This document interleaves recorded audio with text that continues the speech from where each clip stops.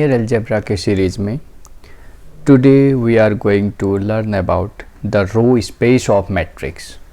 पहले डेफिनेशन को समझेंगे, रो स्पेस की डेफिनेशन।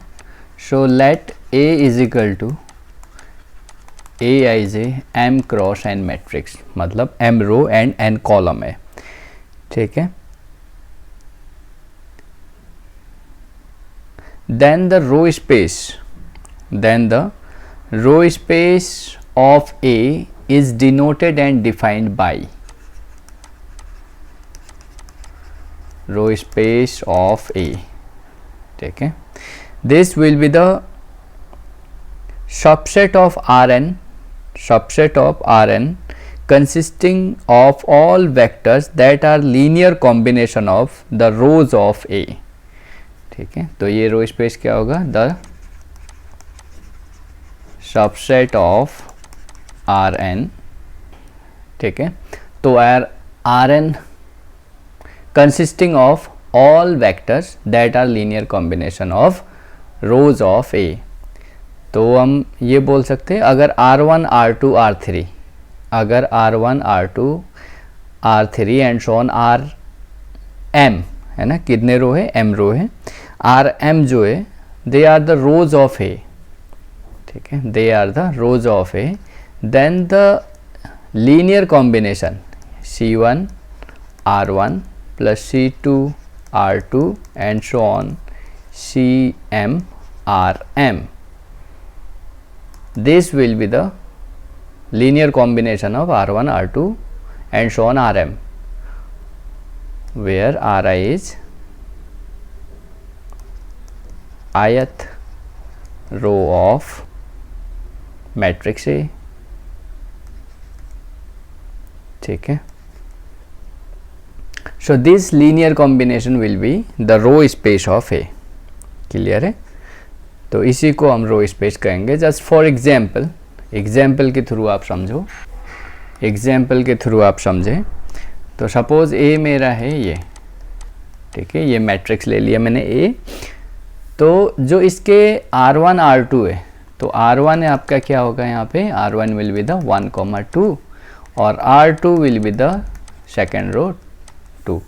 तो जो रो स्पेस होगा इसका, row space of A will be the collection of all linear combination of rows of A, clear है, collection of all linear combination of rows of A, it means C1 R1 plus C2 R2 such that R1 R2 are the rows of A, clear है, and of course C1 C2 are the constants taken from the field R। तो R1 R2 क्या होंगे, these are the rows of A and this C1 C2 are the R। तो ये क्या हो जाएगा, C1 R1 plus C2 R2 जो होगा आपका वो हो जाएगा C1 1,2 प्लस C2 0,2, क्लियर। तो ये क्या हो गया, C1 plus 0 and 2C1 plus 2C2।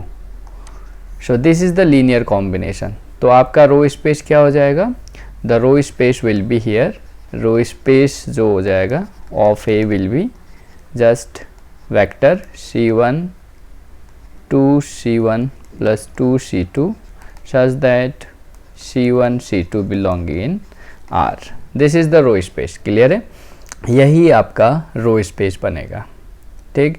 This is the collection of linear combination of R1 and R2। Rows का लीनियर कॉम्बिनेशन आपको लेना है। तो इस पे बेस्ड क्वेश्चन कैसे पूछे जाते हैं, जस्ट एक एग्जांपल ले लेते हैं।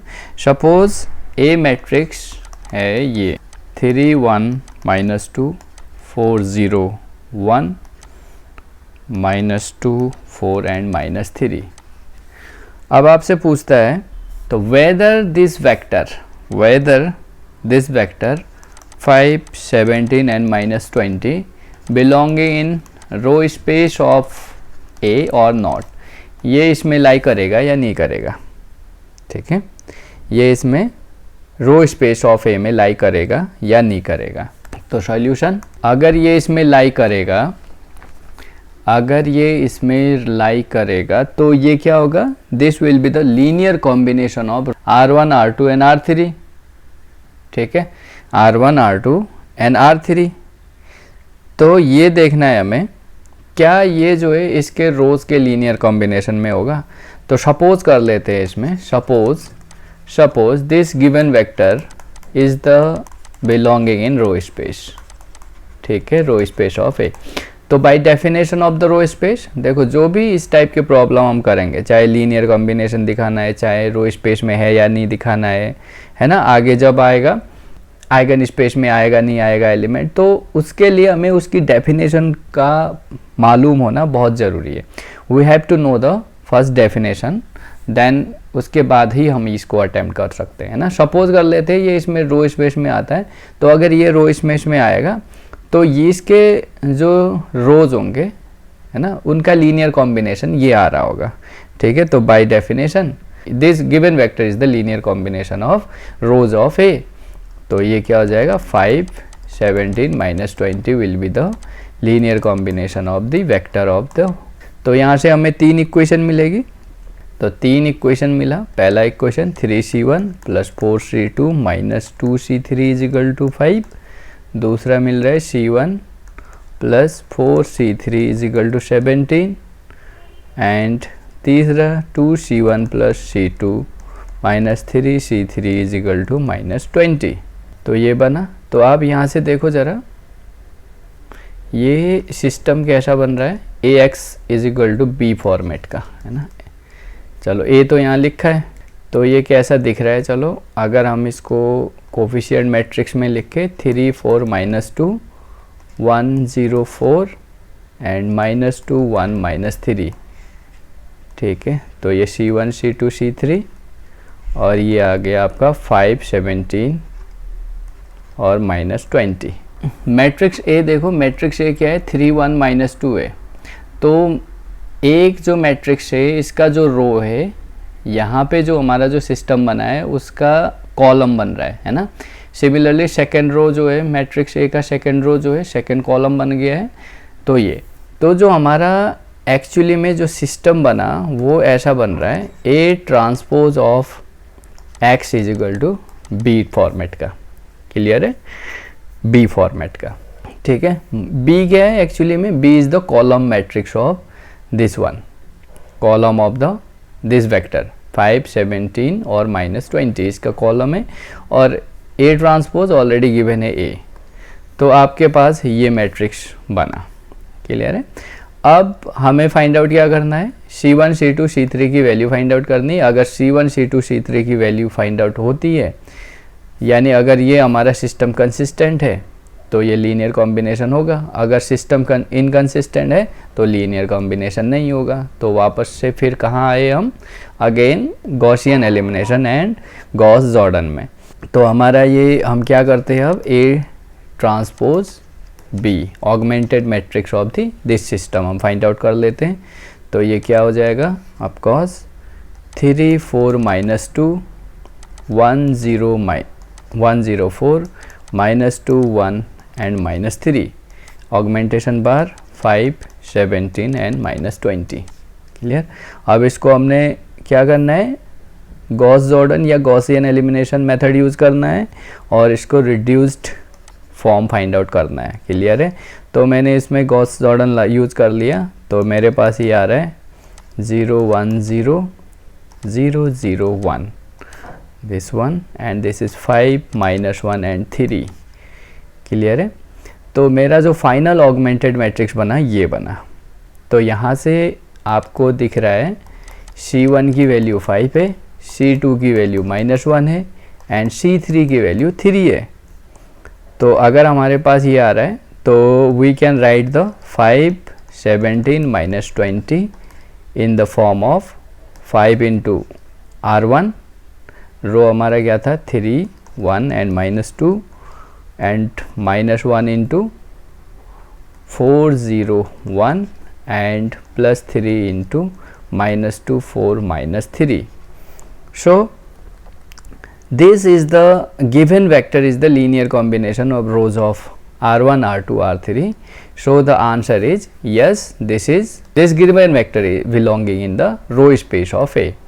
ठीक है, तो हम आंसर में लिख सकते हैं therefore 5, 17 minus 20 belonging in row space of A.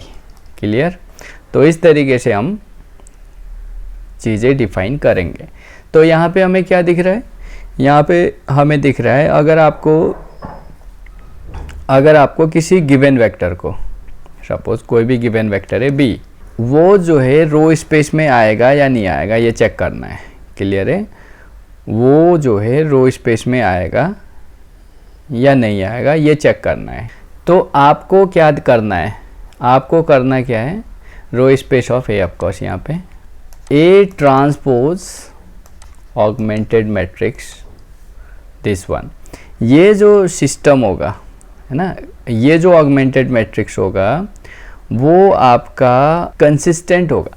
Associated जो ऑगमेंटेड मैट्रिक्स होगा, system associated matrix with the system, जो सिस्टम होगा वो कंसिस्टेंट होगा या नहीं होगा, हमें ये चेक करना पड़ेगा। अब तो हमें क्या करना है? अगर हमें ये, तो हम क्या कर देंगे, इसको रिड्यूस करा देंगे गॉस जॉर्डन या गॉसियन एलिमिनेशन लगा के, या सिंपली इसको रिड्यूस्ड रो एक्लन फॉर्म में कन्वर्ट कर देंगे। सपोज ये आ रहा है मेरा C ऑफ D ना, CD आ रहा है। तो अगर मेरा, ठीक है, A transpose X is equal to B जो है, ये जो सिस्टम है, अगर ये कंसिस्टेंट होगा तभी आपका जो B होगा वो आपका रो स्पेस में आएगा। ठीक है, अगर ये रो स्पेस में आएगा तो हमेशा जो है A transpose X is equal to B will be the consistent. अब ध्यान रखना है, ये जब मैट्रिक्स में लिख रहा हूँ B क्या है आपका? कॉलम टाइप का है। जब रो स्पेस में लिख रहा हूँ तो B क्या है आपका? एक वेक्टर है। ठीक है, n वेक्टर है।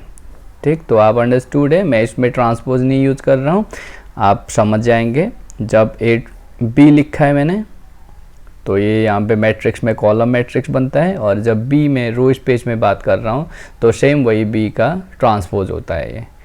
ठीक है, अगर आप इसको ट्रांसपोज की फॉर्म में लिखना है आप लिख सकते हो, इस एक को ट्रांसपोज कर दो, इसको एज इट इज़। अब यहाँ पे B क्या आएगा? चलो यहाँ पे B रो स्पेस में दिखा रहे हैं तो यहाँ पे B का भी ट्रांसपोज होगा ये फिर। क्लियर है? ये ट्रांसपोज है। ठीक, B अगर रो का है स्पेस है तो रो के फॉर्म में होगा, जैसे ही ट्रांसपोज करेंगे वो कॉलम के फॉर्मेट में बनेगा। वैसे भी ऑगमेंटेड मैट्रिक्स में हम कॉलम ही लिखते हैं। क्लियर है? तो अब अल्टीमेटली हमें चेक क्या करना है? सिस्टम कंसिस्टेंट है या नहीं है ये चेक करना है। क्लियर? कुछ नोट्स। नंबर 1, अगर A transpose X is equal to B transpose inconsistent हो गया तो हम बोल सकते हैं B जो होगा रो स्पेस में नहीं आएगा। ठीक है, रो स्पेस ऑफ A में नहीं आएगा। नंबर 2, ज़ीरो वेक्टर जो होगा, ज़ीरो रो वेक्टर जो होगा वो ऑलवेज रो स्पेस में आएगा, रो स्पेस ऑफ A में बिलोंग करेगा। ठीक है, क्योंकि zero can be written as 0 into R1, 0 into R2 plus and so on 0 into RM। Clear? तो ये जीरो वेक्टर को हम always linear combination of R1, R2, RM लिख सकते हैं। तो zero vector always row space में आएगा।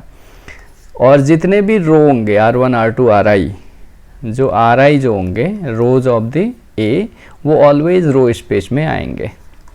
ठीक है, रो स्पेस में आएंगे, क्योंकि RI को हम लिख सकते हैं 0 into R1 and so on plus 1 into RI, बाकी और सारे ज़ीरो कर दो, 0 RM। तो ये जो कोफिशिएंट है 1 into RI is equal to RI हो जाएगा, बाकी हम 0 कर देंगे। So RI is the linear combination of R1, R2 and so on RM। तो RI जो होगा ऑलवेज रो स्पेस में आएगा। ठीक है, तो ये जो है बाद में फाइनली जब हम वेक्टर स्पेस पढ़ेंगे वहाँ पे जाके जो है यही जो है आपका वेक्टर स्पेस बन जाता है। तो इसलिए यहाँ पे स्पेस लगा हुआ है इसके पीछे, रो स्पेस इसीलिए क्योंकि वो वेक्टर स्पेस की सारी प्रॉपर्टी को होल्ड करता है। लेकिन अभी हमें पता नहीं है वेक्टर स्पेस के बारे में, तो हम जस्ट इसको रो स्पेस पढ़ेंगे। रो स्पेस की डेफिनेशन यही होता है, collection of all linear combination of the rows of the matrix A. तो आज इस वीडियो में इतना ही, मिलते हैं नेक्स्ट वीडियो में, तब तक के लिए बाय बाय।